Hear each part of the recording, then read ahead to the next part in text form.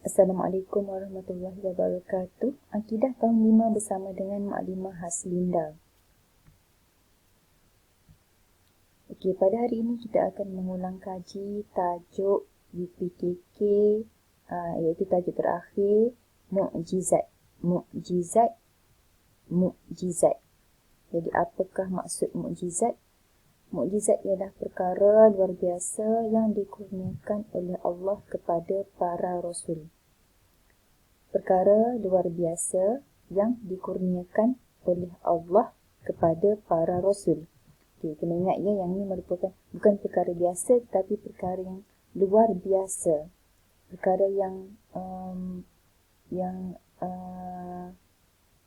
aneh ataupun perkara yang pelik dan tidak dikurniakan kepada manusia lain. Dikurniakan hanya kepada rasul sahaja.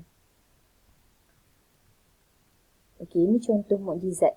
Yang pertama, air keluar dari celah jari Rasulullah. Jadi air ini merupakan air yang suci lah, yang tidak keluar daripada celah jari manusia biasa, tetapi Allah bagi hanya kepada Rasulullah SAW. Tongkat Nabi Musa menjadi ular. Kita tahu ini kisah di antara Nabi Musa dan beberapa ahli sihir, ya. Yang ketiga, Nabi Isa dapat bercakap ketika masih bayi.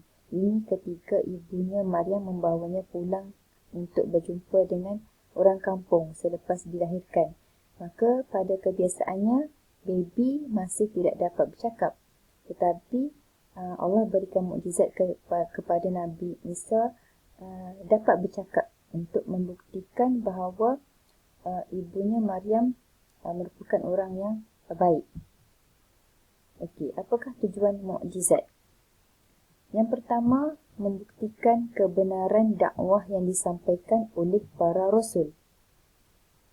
Yang kedua, menguatkan kebenaran dakwah yang dibawa oleh rasul. Yang ketiga, melemahkan atau mengalahkan tuduhan orang kafir. Okey, yang ni antum kena ingat ya. 3 sahaja tujuan mukjizat. Maklimah ambil 3 sahaja tujuan mukjizat. Okey. Bahagian mukjizat. Mukjizat ni ada 2, iaitu mukjizat hissi dan yang kedua maknawi. Maknawi. Antum boleh bubuh baris ya dekat buku masing-masing, hissi dan maknawi. Apakah mukjizat hissi? Mukjizat hissi ialah mukjizat yang dapat dirasai oleh panca indera, yang dapat dilihat oleh panca indera. Contohnya, Nabi Muhammad membelah bulan. Jadi, ketika berlakunya mukjizat ini, orang-orang semua yang ada ketika itu dapat melihat bulan terbelah.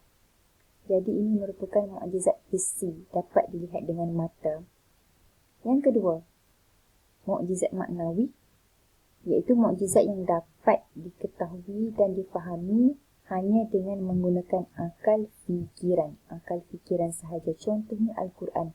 Kalau kita tak baca Quran, kalau kita tak fahami dia, maka kita tidak dapat merasakan bahawa Al-Quran itu adalah mukjizat.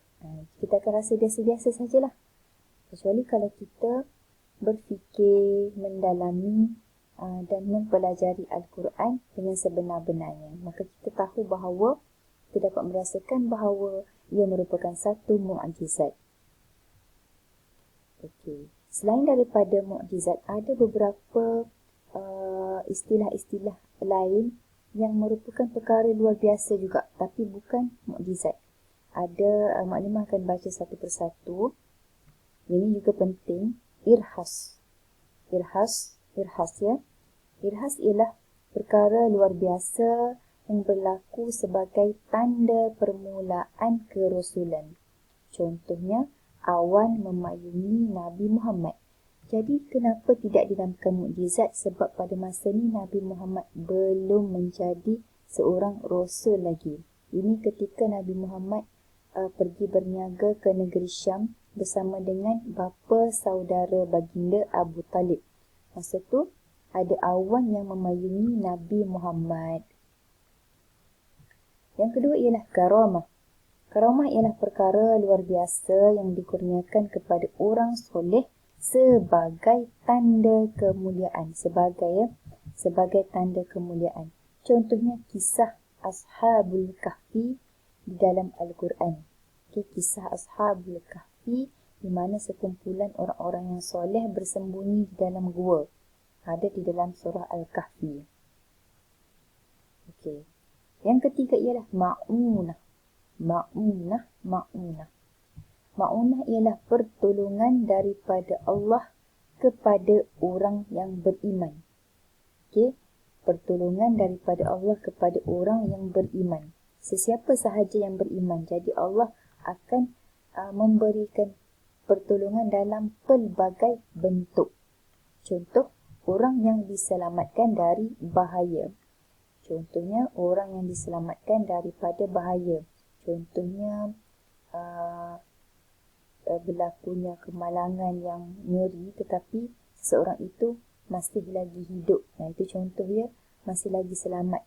Itu orang yang beriman lah. Allah menyelamatkan orang yang beriman. Ini ma'unah ya, orang yang beriman. Yang seterusnya ialah istidraj. Istidraj, perkara luar biasa diberi kepada orang fasik supaya bertambah kefasikannya. Dia ni orang fasik, orang yang jahat. Lepas tu Allah tambahkan lagi nikmat kepada dia, rezeki kepada dia supaya dia bertambah fasik. Orang ni memang orang yang jahat lah. Saja je Allah tambah. Nak tengok sejauh mana ya kefasikan dia. Contohnya, orang fasik diberi nikmat yang banyak. Kita kena berhati-hatilah. Kita rasa itu nikmat, sebenarnya itu istidraj. Kalau kita lupakan Allah. Dan yang terakhir ialah sihir. Sihir juga perkara luar biasa yang berlaku kepada sesiapa sahaja yang mempelajarinya dengan bantuan jin atau syaitan.